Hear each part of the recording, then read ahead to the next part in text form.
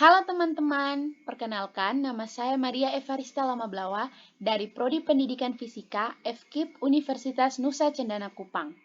Nah, pada kesempatan kali ini saya akan menjelaskan materi tentang kecerdasan majemuk. Yang pertama, perlu kita ketahui apa itu kecerdasan majemuk. Seorang ahli pendidikan lain dari Harvard University bernama Howard Gardner berpendapat bahwa tidak ada manusia yang tidak cerdas. Ia kemudian memunculkan istilah multiple intelligence. Teori ini melihat anak sebagai individu yang unik, yang mana pendidik akan melihat bahwa ada berbagai variasi dalam belajar, di mana setiap variasi menimbulkan konsekuensi dalam cara pandang dan evaluasinya.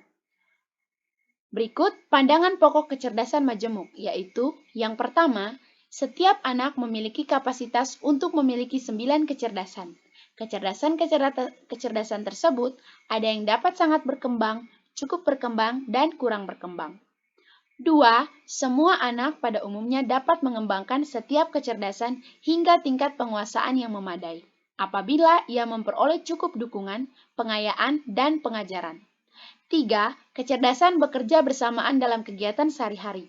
Anak yang menyanyi membutuhkan kecerdasan musikal dan kinestetik. 4. Anak memiliki berbagai cara untuk menunjukkan kecerdasannya dalam setiap kategori. Anak mungkin tidak begitu pandai meloncat, tetapi mampu meronce dengan baik. Dalam hal ini kecerdasan kinestetik. Atau tidak suka bercerita, tetapi cepat memahami apabila diajak berbicara. Dalam hal ini kecerdasan linguistik. 2. Latar belakang kecerdasan majemuk.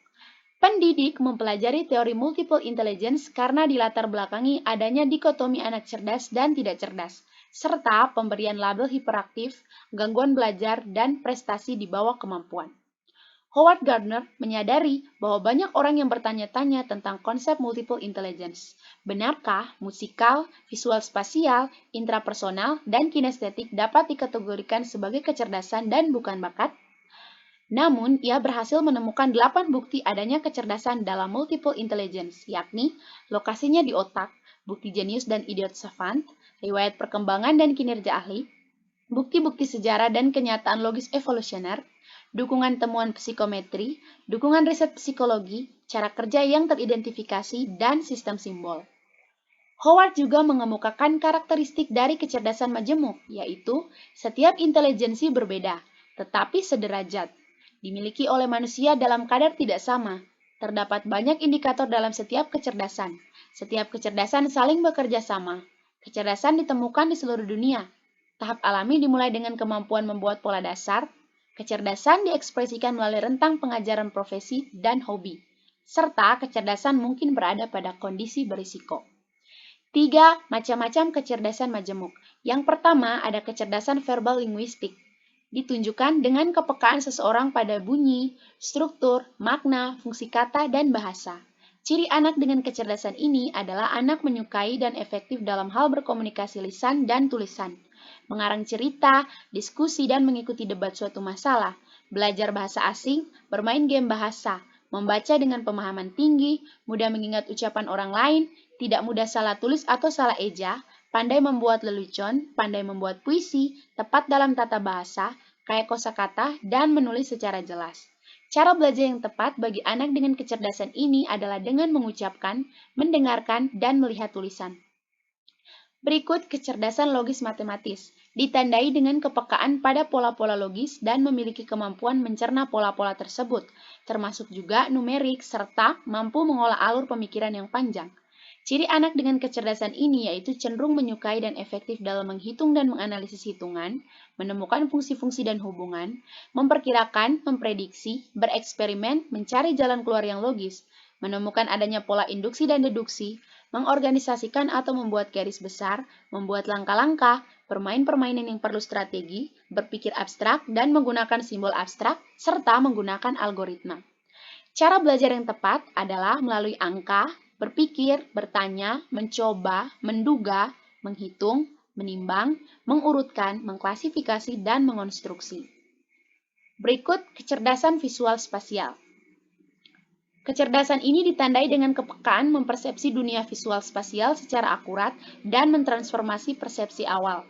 Anak dengan kecerdasan ini terkesan kreatif, memiliki kemampuan membayangkan sesuatu, melahirkan ide secara visual dan spasial dalam bentuk gambar ataupun bentuk yang terlihat oleh mata.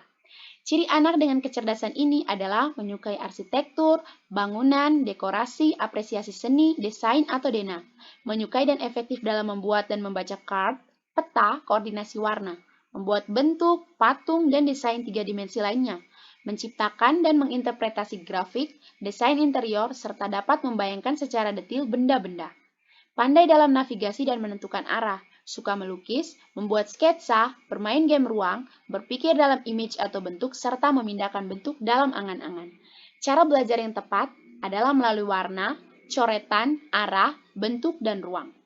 Berikut kecerdasan musikal, ditandai dengan kemampuan menciptakan dan mengapresiasi irama, pola titi nada, dan warna nada, juga kemampuan mengapresiasi bentuk-bentuk ekspresi musikal.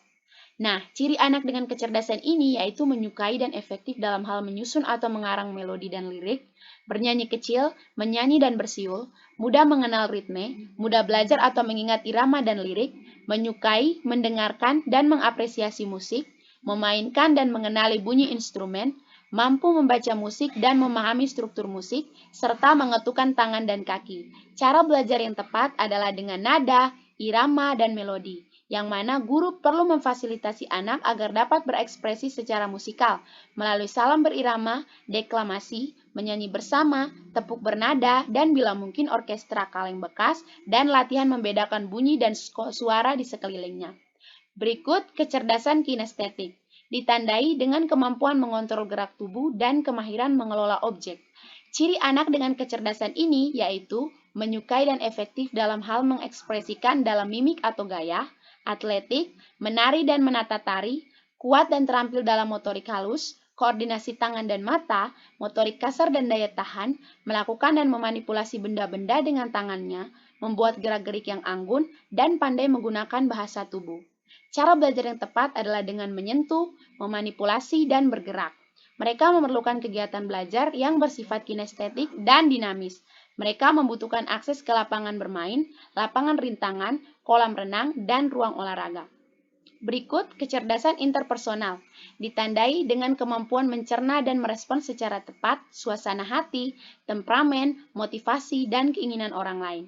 Ciri-ciri anak dengan kecerdasan ini yaitu menyukai dan efektif dalam hal mengasuh dan mendidik orang lain, berkomunikasi, berinteraksi, berempati dan bersimpati, memimpin dan mengorganisasikan kelompok, berteman, menyelesaikan dan menjadi mediator konflik, menghormati pendapat dan hak orang lain, melihat sesuatu dari berbagai sudut pandang, sensitif atau peka pada minat dan motif orang lain, serta handal bekerja sama dalam tim. Cara belajar yang tepat adalah melalui interaksi dengan orang lain, misalnya memberikan tugas-tugas menarik yang harus diselesaikan anak secara berpasangan dan berkelompok. Berikut kecerdasan naturalis, ditandai dengan keahlian membedakan anggota-anggota suatu spesies, mengenali eksistensi spesies lain, dan memetakan hubungan antara beberapa spesies, baik secara formal maupun non-formal. Ciri-ciri anak yang memiliki kecerdasan ini yaitu menyukai dan efektif dalam menganalisis persamaan dan perbedaan, menyukai tumbuhan dan hewan, mengklasifikasi dan mengoleksi flora dan fauna, menemukan dan mengidentifikasi pola dalam alam, melihat sesuatu dalam alam secara detail, meramal cuaca, menjaga lingkungan, mengenali berbagai spesies, memahami ketergantungan pada lingkungan, serta tidak takut memegang-megang serangga dan berada di dekat binatang. Cara belajar yang tepat adalah dengan melakukan kegiatan investigasi, eksperimen, menemukan elemen, fenomena alam, pola cuaca, kondisi yang mengubah karakteristik sebuah benda. Berikut kecerdasan intrapersonal, ditandai dengan kemampuan memahami perasaan sendiri dan kemampuan membedakan emosi, serta pengetahuan tentang kekuatan dan kelemahan diri. Ciri-ciri anak dengan kecerdasan ini yaitu menyukai dan efektif dalam hal berfantasi atau bermimpi, menjelaskan tata nilai dan kepercayaan, mengontrol perasaan, mengembangkan keyakinan dan opini yang berbeda, menyukai waktu untuk menyendiri, berpikir dan merenung, melakukan introspeksi, mengetahui dan mengelola minat dan perasaan, mengetahui kekuatan dan kelemahan diri, serta pandai memotivasi diri, mematok tujuan diri yang realistis, dan memahami. Cara belajar yang tepat adalah melalui pemberian tugas, kepercayaan, dan pengakuan, yang mana tugas yang diberikan harus dikerjakan sendiri, dipercaya untuk berkreasi, dan mencari solusi, dan didorong untuk mandiri. Yang terakhir ada kecerdasan eksistensial, ditandai dengan kemampuan berpikir sesuatu yang hakiki, menyangkut eksistensi berbagai hal, termasuk kehidupan, kematian, kebaikan, dan kejahatan, yang mana eksistensial muncul dalam bentuk pemikiran dan perenungan. Ciri anak dengan kecerdasan ini adalah mempertanyakan hakikat dari kehidupan, mencari inti dari setiap permasalahan, merenungkan dan memikirkan hikmah atau makna di balik peristiwa atau masalah, mengkaji ulang setiap pendapat dan pemikiran, berani menyatakan keyakinan dan memperjuangkan kebenaran, mampu menempatkan keberadaan sesuatu dalam bingkai yang lebih luas, selalu mempertanyakan kebenaran suatu pernyataan atau kejadian, memiliki pengalaman yang mendalam tentang cinta pada sesama dan seni, mampu menempatkan diri dalam kosmos yang luas, serta memiliki kemampuan merasakan, memimpikan, dan merencanakan hal-hal yang besar. Anak belajar dari pemikiran mendasar, sehingga pendidik wajib menanggapi setiap pernyataan, pertanyaan, dan kritik anak dan merangsang kemampuan anak untuk belajar, menangkap makna berbagai hal yang dilihat, dialami, dan dirasakannya. Yang keempat, apa sih pentingnya kecerdasan majemuk? Pertama, konsep multiple intelligence membuat anak-anak dengan kecerdasan non-linguistik dan matematis mendapat perhatian. Cap-cap negatif terhadap anak diterjemahkan ulang sebagai gaya atau kecenderungan belajar. 2. Strategi stimulasi kecerdasan mengarahkan sekaligus mengayakan kegiatan pengembangan anak. Pengembangan satu aspek dapat dirancang secara integratif dari berbagai kecerdasan. Stimulasi kecerdasan memungkinkan anak memperoleh rangsangan pengembangan secara lebih bervariasi, adil, dan menantang. 3. Kegiatan pengembangan berdasarkan multiple intelligence memberikan peluang keberhasilan yang lebih besar karena anak mendapatkan kesempatan untuk belajar melalui cara-cara yang lebih bervariasi. Nah, teman-teman, demikian yang bisa saya jelaskan tentang kecerdasan majemuk. Semoga bermanfaat.